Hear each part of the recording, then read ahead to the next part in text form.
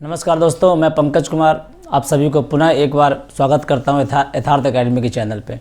जैसा हमने पिछले वीडियो में कहा था कि हम गोदान के एक एक एस्पेक्ट्स पे डिटेल में चर्चा करेंगे विथ फॉर्मेटिंग, तो हम एक नए टॉपिक के साथ आज पुनः उपस्थित हैं आपके साथ, और वो ये टॉपिक है गोदान की बनावट एवं बुनावट।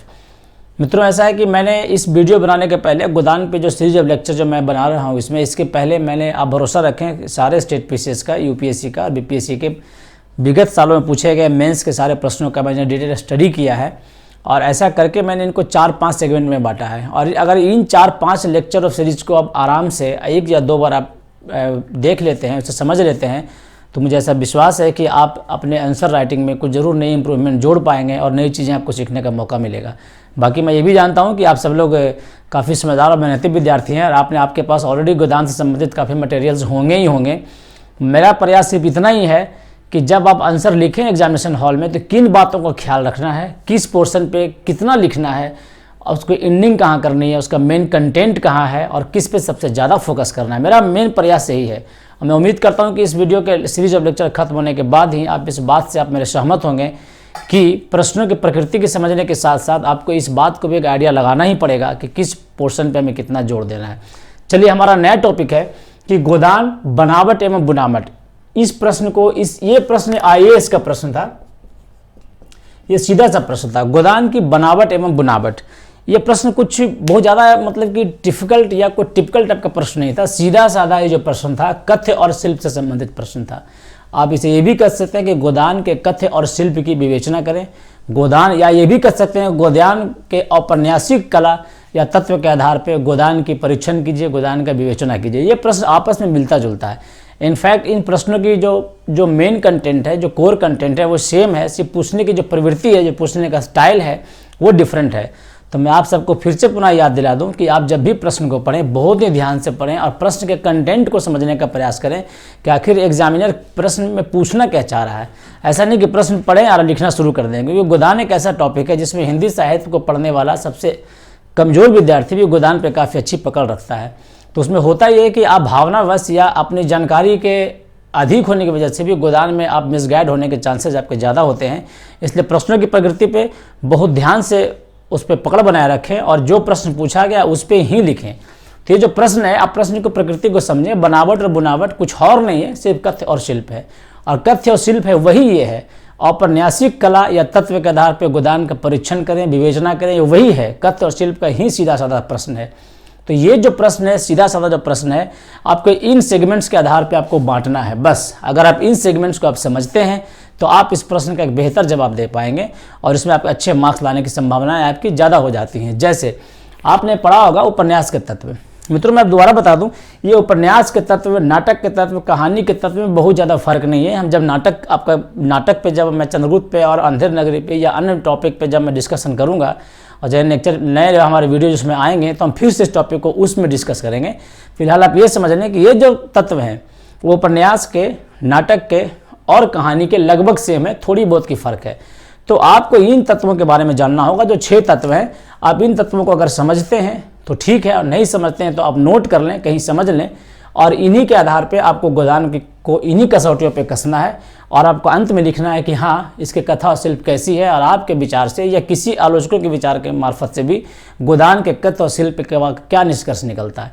अब इन तत्वों को हम बारी बारी से देखेंगे। जैसे पहला, ये जो पहला तत्व है कथानक। कथानक मतलब होता है कि स्टोरी। हर कहानी में, हर नाटक में, हर उपन्यास में एक स्टोरी होती है, एक कहानी होती है। उसके बगैर कोई उपन्यास, कहानी या कोई रचना पूरी नहीं हो सकती है। और हर स्टोरी को, हर कहानी को आगे बढ़ाने के लिए जो लेखक होता है उसमें कुछ पात्रों की रचना करता है। तो दूसरा जो आपका एलिमेंट है, ये उपन्यास के जो तत्व माने जाएंगे वो पात्र योजना है। उसमें हो सकता है कि उपन्यास में पात्रों की संख्या अधिक हो, जैसे मैलांचल, पात्रों की संख्या बहुत अधिक है। हो सकता है उपन्यासों में पात्रों की संख्या बहुत कम हो, गोदान में बहुत ज़्यादा पात्र नहीं है। अब आगे देखते हैं, जब किसी भी कहानी में, किसी भी रचना में, उपन्यास या नाटक में जब पात्र होंगे तो पात्र आपस में संवाद भी करेंगे। तो जो तीसरा जो तत्व होगा आपका उपन्यास का, वो होगा संवाद योजना। संवाद योजना मतलब भाषा। आखिर पात्रों की भाषा कैसी है? आपने चंद्रगुप्त पढ़ी होगी तो आपने देखा होगा कि एक निष्ठ भाषा है, संस्कृत निष्ठ भाषा है, तत्समी शब्दों का प्रयोग ज़्यादा है। आपने दिव्या में भी यही फॉलो किया होगा, देखा होगा, महसूस किया होगा कि दिव्या में भी जो है जो पात्रों की जो भाषा है वह काफ़ी उत्कृष्ट भाषा है। ये आम जनों की भाषा नहीं है। वहाँ गरीब से गरीब और कमज़ोर से कमज़ोर व्यक्ति भी शुद्ध और तत्समी संस्कृत का प्रयोग करता है। तो हर उपन्यास की, हर रचना की अपनी भाषा की प्रवृत्ति जो होती है वो अलग अलग होती है, जो पात्रों पर भी डिपेंड करती है, स्थितियों पर भी डिपेंड करती है। वो हम आगे विशद चर्चा करेंगे। तीसरी जो उपन्यास के तत्व हैं वो ये हैं, वो है घटना योजना।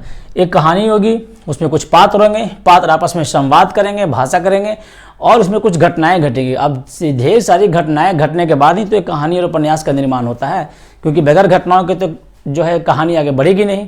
तो हम घटना योजना के बारे में लिखेंगे।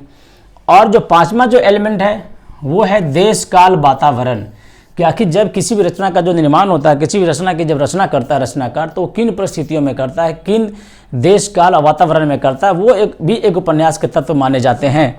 तो इन उपन्यास के तत्वों पे आपको हर जो गोदान की जो है आपको कसना होगा। जैसे मैं फिर रिपीट कर दूं, जैसे मैंने अपने पहले वीडियो में कहा था कि आप सिर्फ सिलेबस की किताबें ना पढ़ें, अगर बीपीएससी की तैयारी करें तब भी, और भी जो सिलेबस के अन्य किताबें लगी हुई हैं जो यूपीएससी के लिए, जैसे महाभोज है, दिव्या है, इनको जरूर पढ़ें, मैला आंचल, इनको जरूर पढ़ें। अब जैसे देखिए, दिव्या का जो देश काल वातावरण है वो गोदान से डिफरेंट है। महाभोज का जो देश काल वातावरण है वो भी गोदान से डिफरेंट है। अब गोदान और मैला आंचल का जो देश काल वातावरण है वो भी डिफरेंट है। जैसे गोदान का जो वातावरण है 936 का है, यानी कि आज़ादी के पहले का है। मैला आंचल ट्रांजिशनल फेज में है, आज़ादी के पहले का भी है, आज़ादी के बाद का भी है।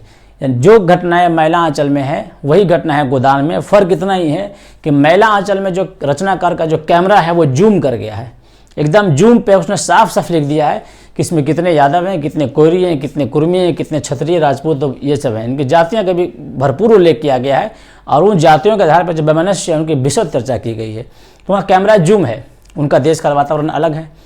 प्रत्येक रचना का एक और पर्पस होता है। कोई भी रचनाकार ऐसे ही रचना क्यों करेगा, हर किसी का पर्पस होता है, कुछ उद्देश्य होता है। तो जो उद्देश्य योजना है ये भी एक उपन्यास के तत्व माने जाते हैं। तो आपको जानना होगा कि ठीक है, प्रेमचंद ने रचना की गोदान का क्या उद्देश्य है। तो मैं कहना मित्रों आपको ये चाहता हूँ कि अगर इन 6 तत्वों को आप समझते हैं और इन 6 तत्वों पे आपने 4 या 5 लाइन भी विथ एग्जाम्पल अगर आपने एग्जामिनेशन में लिख दिया गोदान से, तो आपके आंसर बहुत ही अच्छे माने जाएंगे और अच्छे मार्क्स लाने से कोई आपको रोक नहीं सकता है।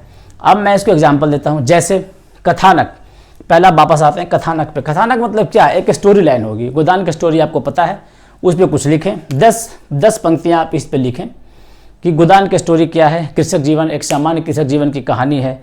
शहरी और ग्रामीण जीवन का परिवेश का दोनों का समन्वित रूप है। होरी के बारे में लिखें, होरी का क्या परिस्थितियाँ उसके बारे में लिखें। 10 लाइन लिखें, सिर्फ होरी पे नहीं, किसान जीवन पे लिखें। पात्र योजना पे ज़्यादा लिखें, कम से कम लिखें 15 से 20 पंक्ति। वो मैं क्यों कह रहा हूँ, अब पात्र योजना किसी भी उपन्यास में, किसी भी रचना में जो पात्र होते हैं वो सबसे इंपॉर्टेंट रोल प्ले करते हैं, क्योंकि जो पात्र ही होते हैं, जो नायक जो होते हैं, वही कहानी को आगे बढ़ाता है और दर्शकों और पाठकों के सामने उस उपन्यास के जो विभिन्न तत्व हैं उसको वो उपस्थित करता है। तो पात्र सबसे इंपॉर्टेंट होते हैं। तो पात्र योजना में क्या लिखना है, तो पात्र योजना में जैसे मैंने वहाँ लिख रखा है, हम इस पर चर्चा करते हैं कि कोई भी जो पात्र होते हैं कैसे फैसला होता है कि कौन सा पात्र कैसा है, कोई खल चरित्र है, कोई अच्छा चरित्र है, कैसे फैसला करेंगे। तो पात्र योजना को पहचानने के जो तरीके हैं वो 4 तरीके हैं। पहला,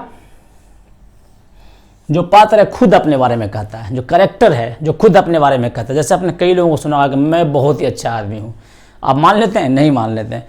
एक तो होता है जब पात्र खुद अपने बारे में कहता है, एक पात्र की कुछ विशेषता पता चलती है कि भाई ये पात्र ऐसा है, चरित्र ऐसा है।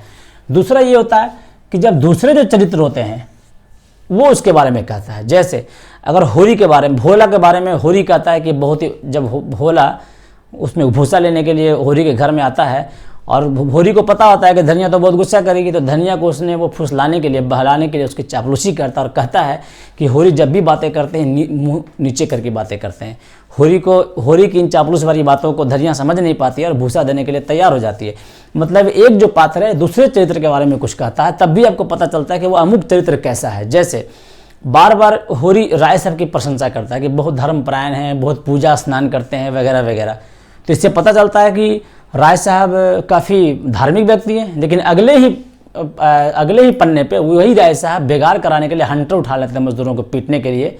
तो पता चलता है राय साहब तो रंगे शियार हैं, तो ये जो पात्र हैं एक दूसरे के बारे में कुछ कहते हैं, उससे ही पात्र का कुछ पता चलता है कि वो पात्र की कैरेक्टर कैसा है, उसका चरित्र योजना कैसी है और उसका रोल क्या है। तीसरा एक और मेथड है, वो ये है जब लेखक खुद कहता है, लेखक आपको पात्रों की परिचय कराता है। और मित्रों आपको याद दिला दूं कि प्रेमचंद जी ने गोदान में इसका भरपूर इस्तेमाल किया है।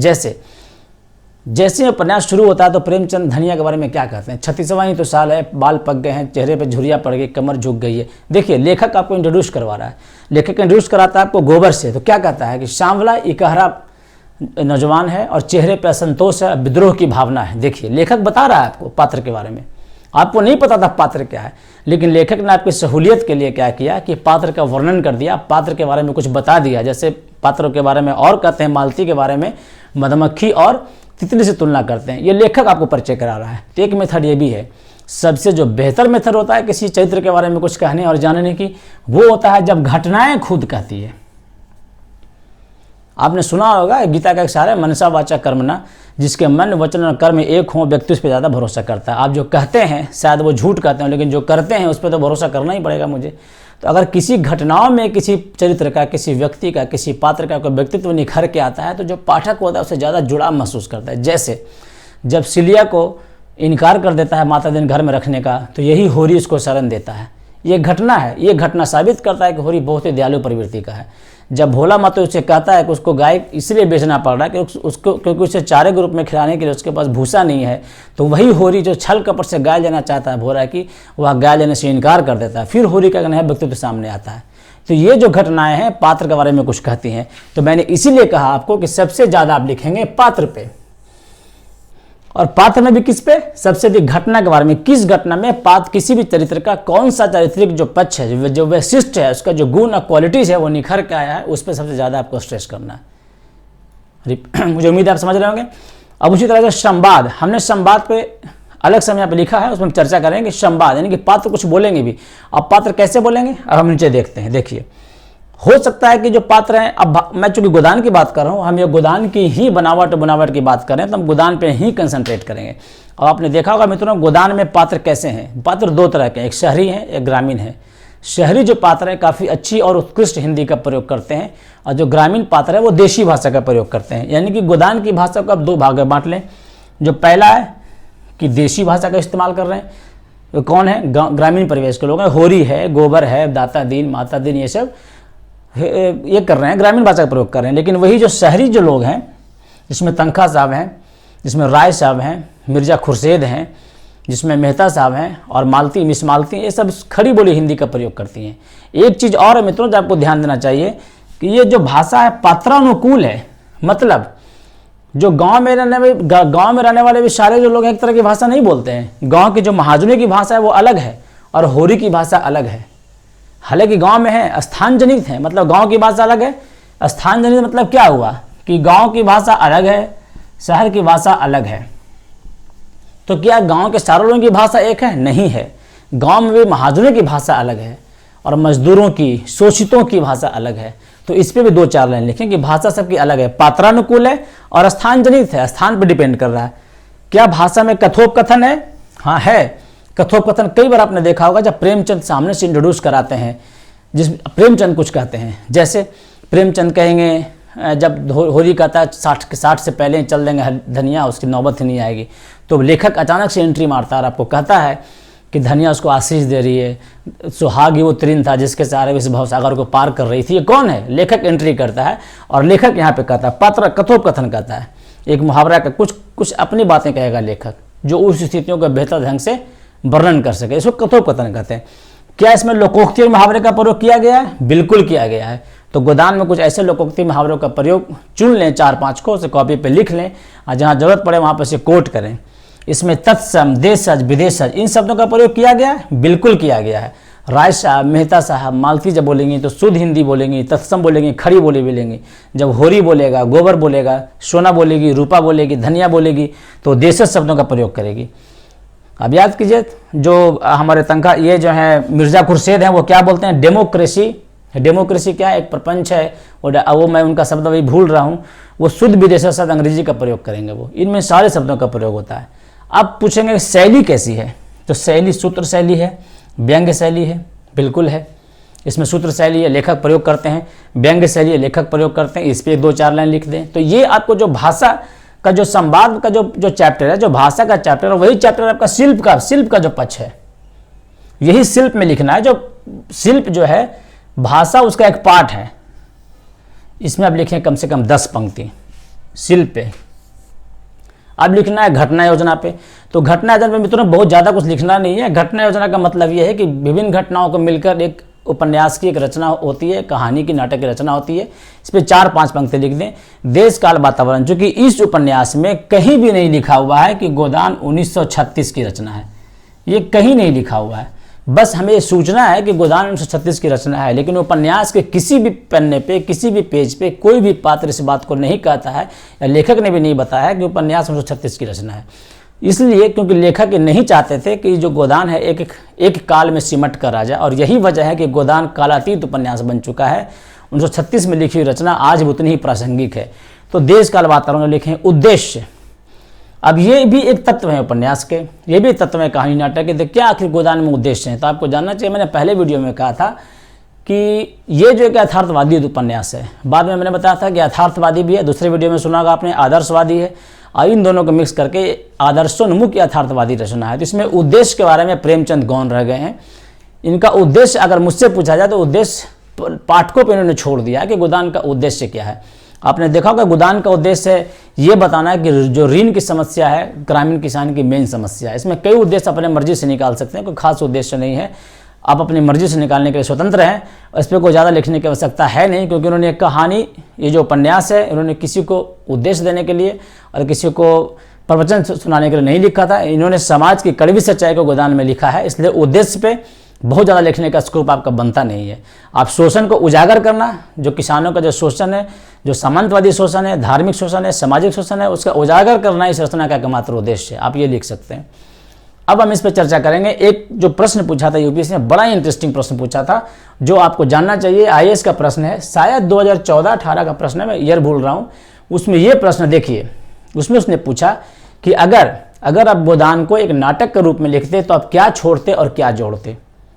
तो ये जो प्रश्न है, ये प्रश्न आपने अभी तक सुना होगा, गोदान एक यथार्थवादी रचना है, गोदान एक आदर्शवादी रचना है, गोदान एक साम्यवादी रचना वगैरह वगैरह। आपने इस तरह के प्रश्न नहीं सुने होंगे। ये प्रश्न आपको सुनना चाहिए, क्योंकि ये जो प्रश्न है आपको सोचने के लिए मजबूर करता है। और मित्रों ऐसा है कि प्रश्न बहुत ही ईजी था, क्योंकि ये जो प्रश्न है कि नाटक के रूप में लिखते तो क्या छोड़ते और क्या जोड़ते, ये सीधा साधा प्रश्न यही था। इसके तत्व के आधार पर आपको इन तत्वों के आधार पर ही इसको कसना था, ज़्यादा फर्क नहीं था। इन जो 6 एलिमेंट्स हैं वही नाटक के एलिमेंट्स हैं, वही कहानी के एलिमेंट्स हैं, वही उपन्यास के एलिमेंट्स हैं, बस थोड़े से फर्क हैं। नाटक में क्या था, नाटक में जो भी कहता है पात्र कहता है, पात्रों के बारे में कोई दूसरा नहीं कहता है। नाटक में नाटककार के पास ये मौका नहीं है कि वो स्टेज पे आके और बीच में कमेंट्री करे, जैसे उपन्यास में उपन्यासकार को करने की स्वतंत्रता है। तो ये फर्क है। तो हमें क्या करना होगा, इनको बांटना होगा। जैसे नाटक में जो संवाद होते हैं सूक्ष्म होते हैं, छोटे होते हैं, चुस्त दुरुस्त होते हैं, ताकि फटाफट जो कि स्टेज पे पात्र आएँ और जाएं, इससे एक रास्ता भंग नहीं होती है। तो नाटक में उन्हीं तत्वों का हमें करना है। क्या छोड़ना था हमें, तो लंबे लंबे वाक्य छोड़ने थे, जो कथोपकथन है वो हमको छोड़ने थे, जो लेखक ने गोदान में बीच में एंट्री मार के पात्रों के बारे में कुछ बताया हमको वो छोड़ना पड़ता। क्या जोड़ना पड़ता, तो हमें जोड़ना पड़ता कि हमें संवाद को छोटे करने पड़ते, चुस्त दुरुस्त करने पड़ते, हमें देश काल वातावरण जोड़ना पड़ता, उसका उद्देश्य जोड़ना पड़ता, क्योंकि देश काल वातावरण तो गोदान में है ही नहीं, तो हमें जोड़ना पड़ता नाटक में। तो ये वही प्रश्न था। मतलब ये प्रश्न मिला जुला के आप मुझसे पूछें तो ये प्रश्न वही था कि नाटक के आधार के जो तत्व हैं और उपन्यास के जो तत्व हैं, उसके आधार पर आपको ये तय करना था कि कौन से तत्व हमें उपन्यास में लेने हैं और कौन से तत्व हमें नाटक में छोड़ने हैं। तो मित्रों, जैसा मुझे उम्मीद है कि आपको ये वीडियो पसंद आया होगा, और अगर आपको ये वीडियो पसंद आया है तो आप इसे ज़रूर लाइक करें और शेयर भी करें। और मैं फिर से आपको याद दिला दूं कि अपने मित्रों को भी शेयर करें, खासकर उन मित्रों को जो किन्हीं कारणवश दिल्ली में, पटना में या शहरों में तैयारी करने में आकर असमर्थ हैं, और जिन्होंने हिंदी साहित्य, स्टेट पीसीएस या यूपीएससी की परीक्षा की तैयारी करने का प्रयास शुरू किया है। उन्हें ज़रूर शेयर करें और ज़रूर बताएं हमारे वीडियो के बारे में, ताकि वो भी लाभान्वित हो सकें। मुझे उम्मीद है कि आपको वीडियो पसंद आया होगा और आप इसे लाइक करेंगे और शेयर भी करेंगे। और बहुत जल्द आपसे मिलते हैं एक नए टॉपिक के साथ गोदान पे। तब तक के लिए धन्यवाद।